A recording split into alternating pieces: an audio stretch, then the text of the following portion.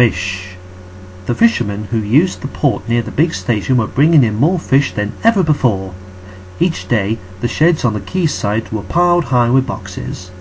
Much of this extra fish had to travel by rail, so the trains, which Henry and the other engines had to pull, became heavier. One night a special load of fish was ordered, and the Fat Controller decided that extra vans must be added to the train that the men called the Flying Kipper. The only spare vans that they could find were old ones that had been standing unused on the siding for some time. Workmen cleaned them quickly, and they were added to the tail of the train. Henry grumbled dreadfully about it, but there's nothing to be done. "You just have to pull up with it, Henry," said his driver. "At least the extra load will mean we can have a banker up Gordon's Hill." Duck often waited at Edward Station so that he could help heavy trains by pushing behind. Tonight Henry made good progress in spite of his extra load. When they reached Edward Station, his driver stopped the train beyond the platform. Then, using Henry's whistle, he gave the special signal which meant that he wanted help up the hill. Whistled Henry. "I need a banker, please,"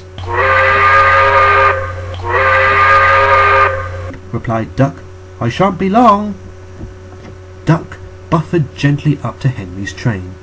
He was not cobbled on, so that Henry could run on without stopping when they reached the top.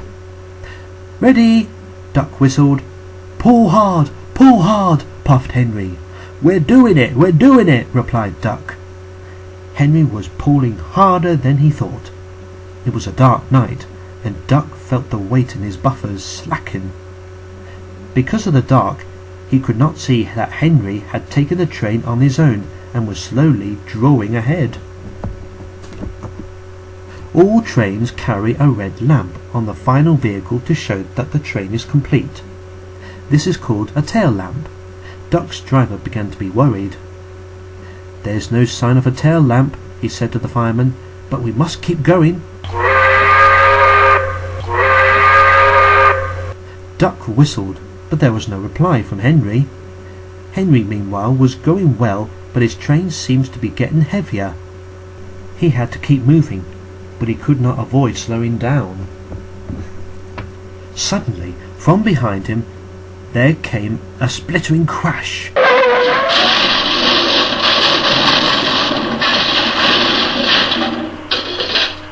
Duck's front bent and pieces of broken wood began to fall on him.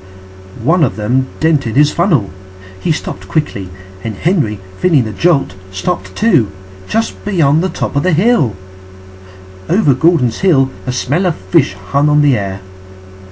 By the light of torches, the drivers and firemen tried to work out what had happened, while the guard ran back down the hill to warn the signalman. When daylight came, it was all too obvious. The lamp iron on the old van, which should have held the tail lamp, had broken, and the lamp had fallen off at the bottom of the hill. "Not your fault, Doc," said the Fat Controller kindly. "That lamp iron should have been checked. Don't worry, we'll soon have your funnel and front straightened out." "Thank you, sir," said Duck sadly. "Thomas told me once to be careful about fish. He was right, sir, wasn't he?"